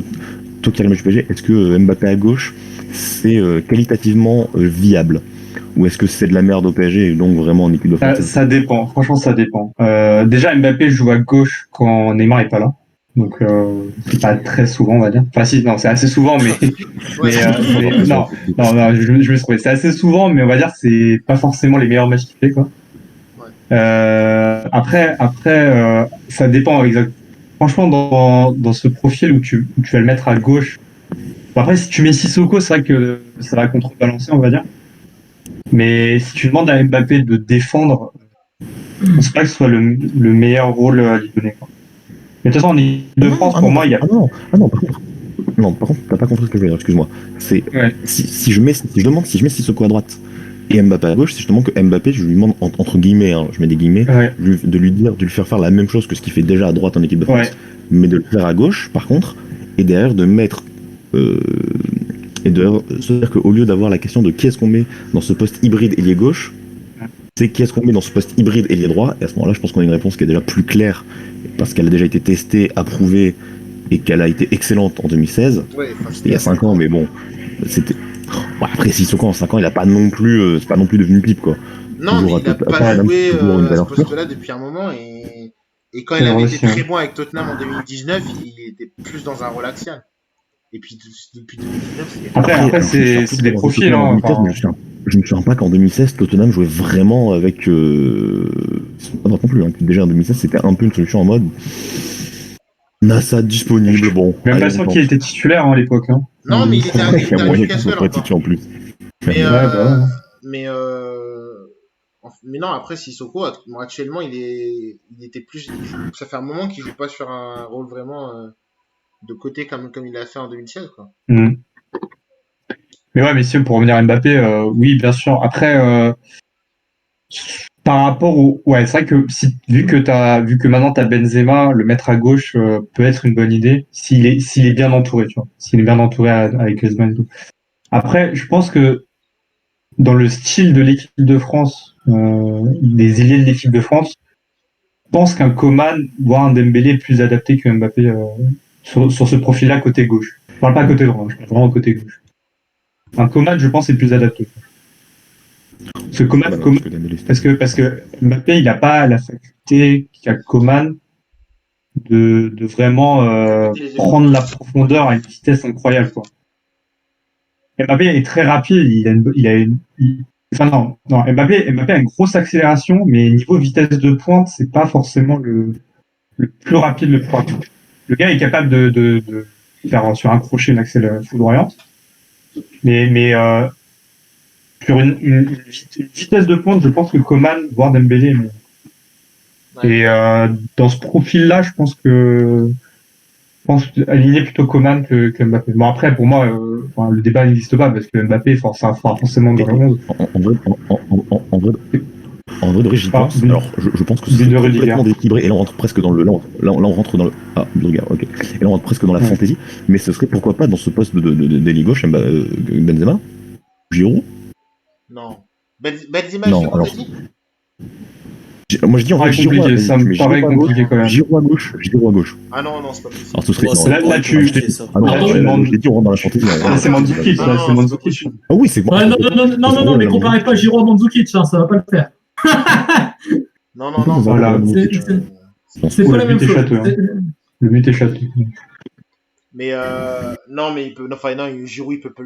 Déjà qu'on dit qu'il a du mal physiquement, peut-être à jouer dans l'axe, etc.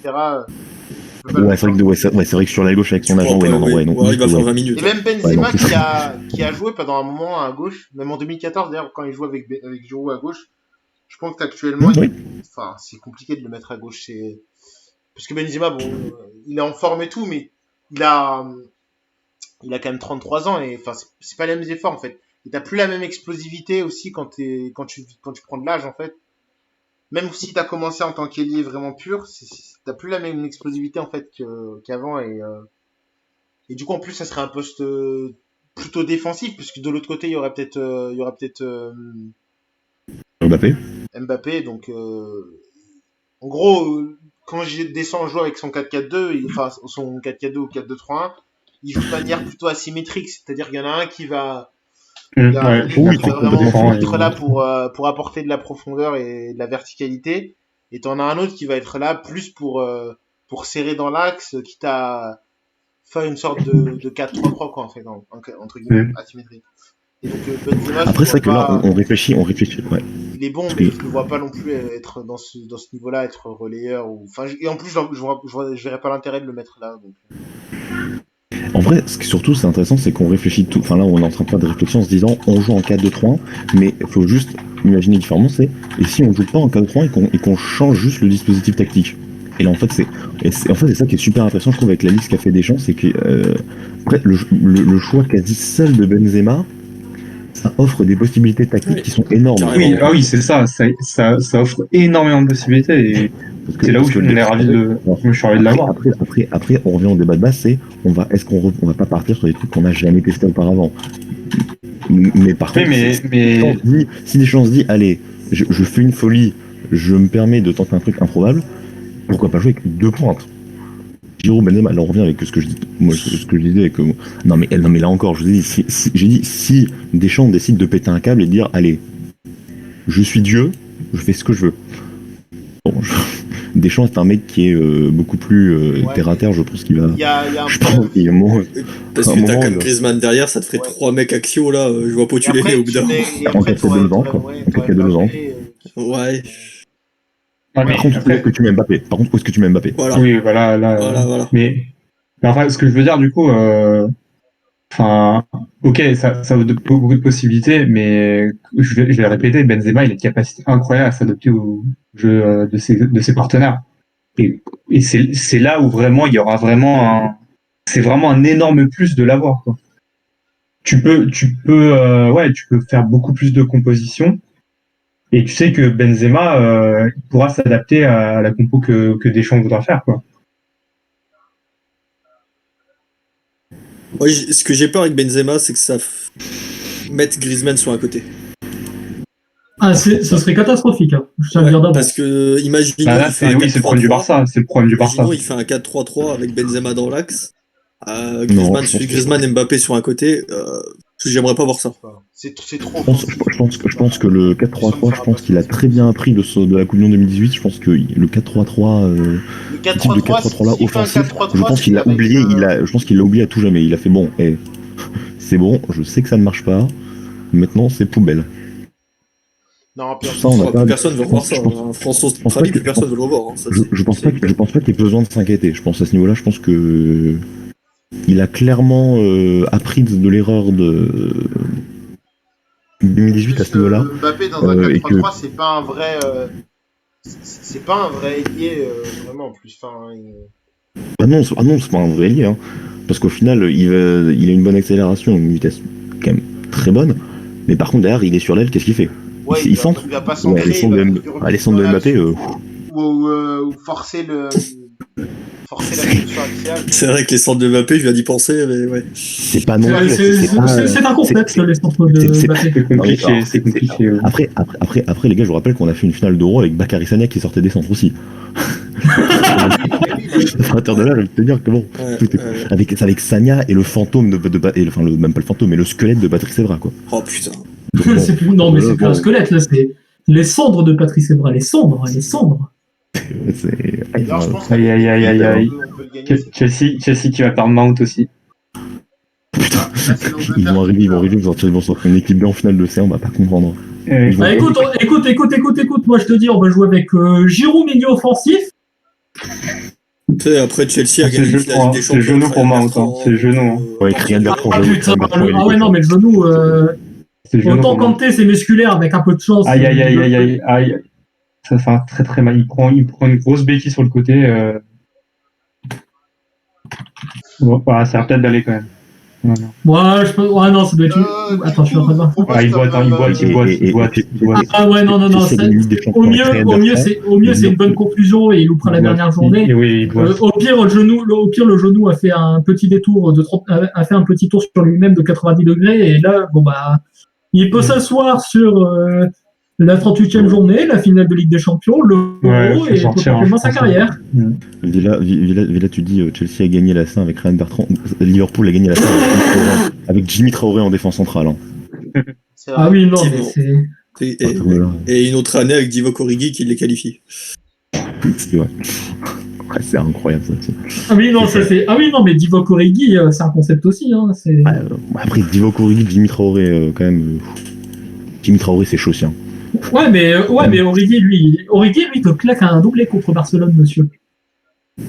Jimmy Traoré, il sauve un ballon de but à 3-0. Hein. Il sauve une frappe, le gardien n'est plus là. S'il met pas son corps en opposition, il y a 4-0. Hein. Et c'est plus le même match. Hein, Jimmy Traoré. Hein. Et Grenoble mène 2-0 au barrage, là, si ça intéresse. Moi, je regarde le vrai football, messieurs. C'est attention, nous avons un hipster parmi nous. Ouais, mais Grenoble bon, mène 2-0 contre le Paris FC. Les barrages de Ligue 1, c'est une arnaque. Hein. Ouais. Ils vont se taper 3 matchs en 7 jours. Quoi. Bah ouais, là c'est le 4e contre le 5e de Ligue 1. Quoi qui va avoir la chance de jouer le 3e. Et le 3e, s'il le bat, de jouer contre le 18e. Voilà. Qui lui ne joue qu'un seul match. Oui, Enfin non, c'est aller-retour. Non, mais attends, le retour, il est chez le aller-retour. Là ce soir, c'est juste un match sec. C'est juste un match sec, mais sinon c'est aller-retour. Je peux aussi dire que le tour. On va couper le live pour pas que ça soit. On va rester derrière. Oui, parce qu'au final, on a fini sur le sujet. Mais moi, j'ai même pas placé de compo, bande de bâtards. T'as trop parlé pour le reste. Comment ça fait trop parler? C'est bon, permettez-moi de parler de Jorginho, c'est bon, on s'en fout. T'as trop parlé. On est unanime, t'as trop parlé. Non, mais de toute façon, plus sérieusement, non, je suis totalement d'accord avec vous. J'ai juste une remarque à faire, parce que justement, on parlait de tout ça. Marcus Thuram titulaire à gauche. Non. Justement. Non, j'y crois pas une seule. J'ai pas que Deschamps va le faire. Je soulève juste l'idée. Ah oui, ça peut être. C'est-à-dire, si nous on était le sélectionneur avec ce. Mais comme je t'ai dit, ça dépend en fait de ce qu'il veut faire en fait, par rapport à l'adversaire et tout. Titulaire, oui, si le profil de l'adversaire le veut, quoi. Mais parce que ça me paraît compliqué, quoi. Parce qu'en y repensant, alors ce serait bien plus offensif que Matuidi, mais c'est vrai que Thuram, je trouve que pour un ailier, il défend quand même pas mal. Pour un ailier presque neuf. Et j'ai envie de dire, un joueur qui pour moi se rapproche vite fait de ce profil-là, même si je pense que je grossis un peu le trait, c'est peut-être Moise Kean, qui je trouve dans un couloir se débrouille très bien pour supporter justement la défense, faut le dire, un peu bancale du Paris Saint-Germain. Contre Barcelone, ça a été, je trouve, redoutable. Le Moise avant Covid, quoi, parce que le Moise après Covid, il tient 5 minutes, il crache ses poumons. Oui, bien sûr, mais Thuram aussi, il crache, mais pas ses poumons, lui. Ah oui, lui, il crache trop chaud. Lui, il crache tout court. Mais ça, mis à part, mais c'est pour ça que moi, c'est pour ça que la comparaison m'est venue en me disant, tant qu'à faire, même si ce sera plus offensif et pas très comparable avec Matuidi, Thuram à gauche, c'est peut-être la meilleure proposition qu'on peut faire. De mon avis, après, on verra. On va voir comment ça va jouer, quoi. Moi, Thuram, je le vois plus dans les tribunes à l'Euro, malheureusement pour lui, que sur le terrain. Déjà, tu sens qu'il y aura un attaquant, un gardien, pardon. Non, un gardien, oui, peut-être, non, quoique. Quoique. Ouais, si non, mais quoique, peut-être qu'ils vont garder la règle des deux gardiens, je sais pas. Et au moment où on se dit, il y aura forcément un gardien, sûrement un défenseur et un attaquant, quoi. On dit ça. Et oui, ça se trouve, ils vont faire. Parce que c'est pour un euro, normalement, c'est combien de joueurs autorisés sur le banc? C'est 6 ou 7? C'est 23, c'est 23. Enfin, c'est 11, c'est 23. Oui, normalement, t'as personne dans les tribunes. Et là, vu qu'ils ont mis à 26, les gens auraient bien voulu que les 26 puissent être sur le banc, mais ça n'a pas été accepté. Donc, t'en auras 3. Il y en aura forcément 3 dans les tribunes. Ouais, t'en auras 3 dans les tribunes. Et si moi, je vais me permettre un petit pronostic. Les 3 que je mets dans les tribunes personnellement, ce serait. Au niveau des gardiens, je vais m'abstenir parce que. Oui, François Ménion, Mandanda, ça n'a pas changé grand-chose. Ouais, je préférais que ce soit Mandanda dans les tribunes, mais il peut mettre Ménion dans les tribunes. Parce que, c'est pas très grave. Voilà, c'est un peu dispensable. Niveau défense, je mets l'anglais dans les tribunes. Ouais, moi aussi. En défense, je mets l'anglais dans les tribunes. En dernier, je partirais sur un attaquant, je mettrais Ben Yedder. Ouais, après, moi, ça dépend des matchs. Ça dépend des matchs, je suis d'accord. Ouais, selon les matchs, je dirais soit Ben Yedder, soit Thuram. Ouais, je pense que c'est les deux qui sont au bord de la liste. Je suis d'accord. Voilà, il y a pas d'attaque, il y a débat, mais pour les autres, Enfin, ouais, puis bon, peut-être pour les gardiens aussi, il faut voir la hiérarchie. Faut pas oublier Dubois qui pour moi peut y être aussi vu que Koundé est là pour peut-être faire le remplacement latéral droit. Mais je pense que Koundé, il est plus là pour servir de rang de central. Hein. Non, il est parce plus là pour que Deschamps en a parlé là, beaucoup sur M6. Non, il a clairement dit qu'il pouvait jouer à droite. Donc je pense que c'est une option pour lui. Ouais, c'est pas Adona qui fait ça. Ouais, ça serait pas mal. Ouais, mais pour moi, ça veut dire que ce qu'il va apprécier, c'est que, imaginons catastrophe, Pavard se blesse. Bah, je pense qu'à mon avis, à ce moment-là, ce sera toujours pas Koundé, mais Dubois. En revanche, bah, t'as toujours Koundé qui peut servir d'excellent joker. C'est-à-dire qu'il peut jouer quasiment partout. Et des joueurs comme ça, tu prends tout de suite. Ouais, ah oui, c'est sûr. Mais par contre, je pense que c'est quand la France a sorti un latéral droit qui était vraiment bon, qui était indiscutable, et le latéral droit était le poste clé, était le vrai poste. Parce qu'en 4 ans. Ça remonte. Ouais, Sagnol. Oui, j'ai pas ça, Sagnol. Ce que j'allais sortir, ces mots, c'est Angloma. Donc, Sagnol, effectivement. Oui, ça date, ça. Angloma, c'est 94-96. Ouais, mais après, on a eu quoi? On a eu droit à des Reveillères, des Buchy et compagnie. Ouais, en 98, c'est Thuram qui est un défenseur central. Ouais. Chimbonda, vous oubliez Chimbonda, les gars. Ouais, mais Chimbonda, je crois qu'il n'a même pas joué un match. Non, il joue 30 minutes, mais il joue. Bernard Mendy. Bon, après, Mendy pouvait jouer partout en défense. Hein. Ma reste de Bernard Mendy, j'ai mis un petit point à Roberto Carlos. Ouais. C'est pas donné. Ouais. Il est beau en plus, le beau. En plus, il est magnifique. Son accélération, là. Incroyable. Roberto Carlos, il a vu son jeu. Et après, il y a des gens qui osent te dire que Roberto Carlos est le meilleur DG de tous les temps. Hein. Le mec a pris un petit plan de Bernard Mendy, bordel de merde. Oh, Bernard Mendy. C'est vrai que niveau arrière latéral, oui, surtout côté droit, oui, c'est de la merde. On parle à l'Angleterre, c'est clair que c'est. Et en vrai, les gars, ça vous dirait pas que genre on tente de faire il n'y a pas un anglais qui a genre une double nationalité française, un truc.